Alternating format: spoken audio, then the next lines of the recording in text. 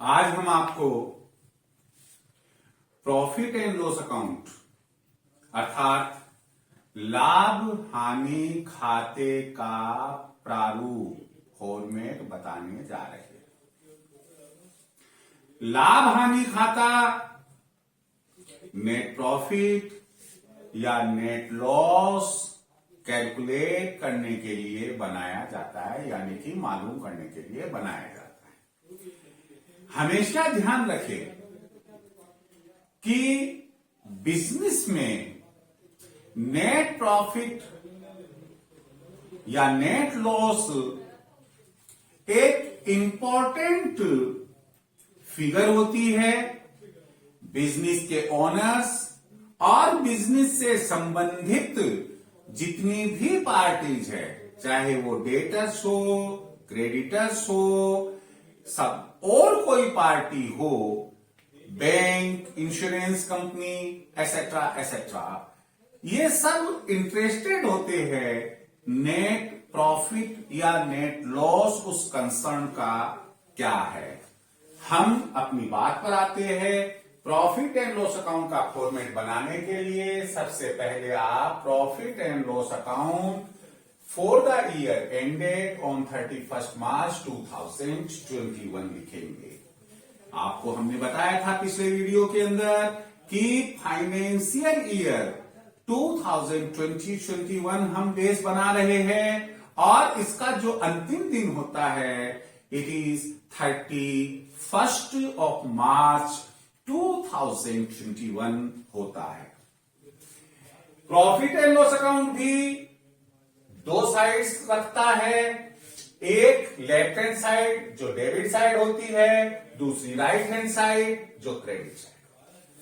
आप सबसे पहले लेफ्ट हैंड साइड यानी कि डेबिट साइड में 2 और क्रेडिट साइड में बाई लिख लें।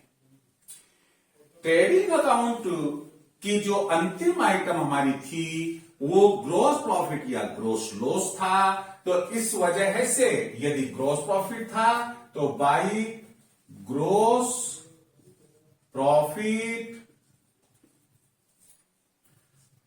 फ्रॉम ट्रेडिंग अकाउंट, इसे हम gross profit transferred from trading account भी लिख सकते हैं। टू ग्रॉस लॉस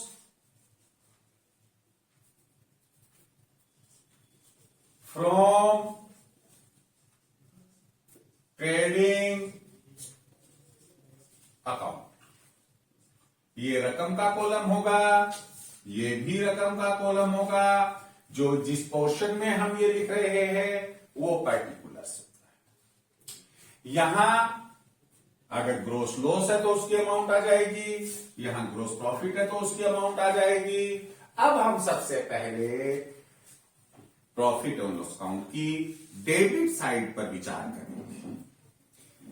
इसके पहले हमने जिस वीडियो में trading and profit and loss account का फॉर्मेट बताया था उसमें आपने अगर ध्यान दिया हो तो आप पाएंगे कि जो खर्चे और जो आय हमने ट्रेडिंग अकाउंट में शो की है वो डायरेक्ट बिजनेस ऑपरेशन से थी, अर्थात जो ट्रेडिंग वो कर रहा है व्यवसायी उस ट्रेडिंग से संबंधित यानी परचेज सेल्स के संबंध में थी।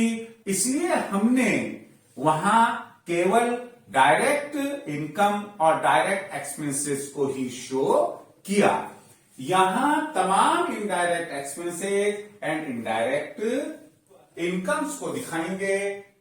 ये इनडायरेक्ट एक्सपेंसेस मुख्य मुख्य कौन से हैं, जैसे सैलरी। ये जो सैलरी है यह कई रूप में लिखी हुई मिल सकती है, जैसे हमने सैलरी लिखा या हमें लिखा हुआ मिल रहा है ऑफिस सैलरी, या हमें लिखा हुआ मिल रहा है सैलरीज एंड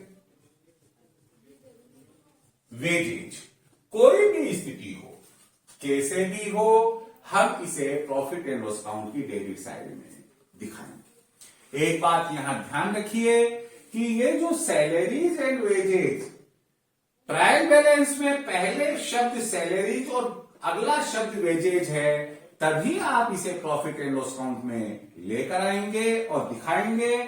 यदि पहला वर्ड वेजेज और सेकंड वर्ड सैलरीज हो तो यह ट्रेडिंग अकाउंट की डेबिट साइड की आइटम होगी। उसके बाद टू रेंट,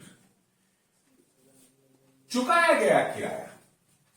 यह किराया बिल्डिंग के लिए भी हो सकता है, किराया प्लांट मशीन के लिए भी हो सकता है। अब आप सोचेंगे कि क्या ऐसा हो सकता है, यदि कोई प्लांट मशीन बहुत कॉस्टली हो जबकि व्यापारी को वह थोड़े समय के लिए उसकी जरूरत है, तो वह किराए पर लेकर भी अपना काम चला सकता है।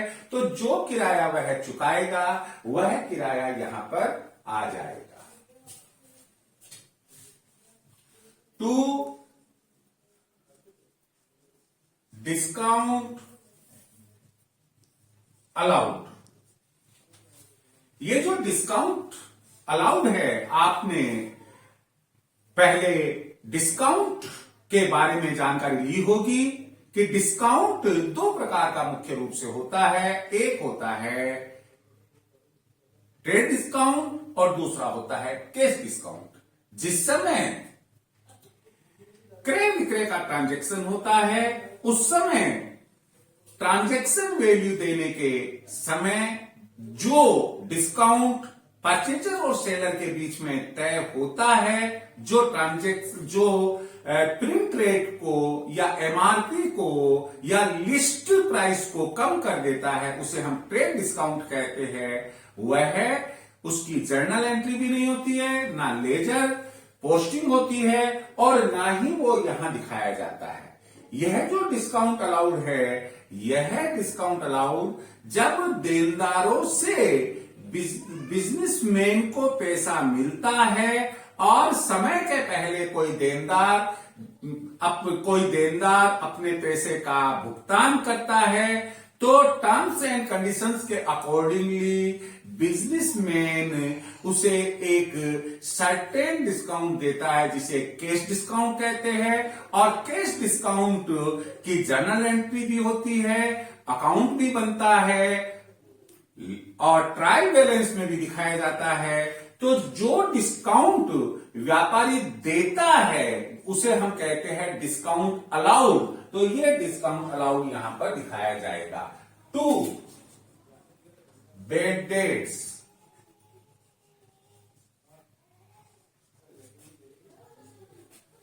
जो पैसा डूब चुका है और ट्रायल बैलेंस में दिखाया हुआ है, वो बेड डेट्स हम यहां पर लेंगे। To commission, to stationery, office में कागज, pen, pencil, rubber, cutter, carbon paper, stapler आदि की जरूरत होती है। इनके समूह को ही हम स्टेशनरी कहते हैं। उस वर्ष के दौरान स्टेशनरी का जो कंजम्पशन हुआ है वो अमाउंट यहां पर दिखाई जाती है। To interest on loan, to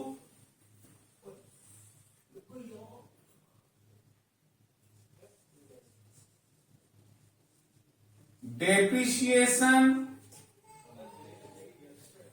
depreciation के बारे में मैं आपको बता ही देता हूं। यहां पर डेप्रिसिएशन स्थायी संपत्तियों पर होने वाली कमी को कहते हैं। स्थायी संपत्तियों में आने वाली कमी को कहते हैं, जिसे घटौती भी कहते हैं। डेप्रिसिएशन का हिंदी नाम होता है ह्रास।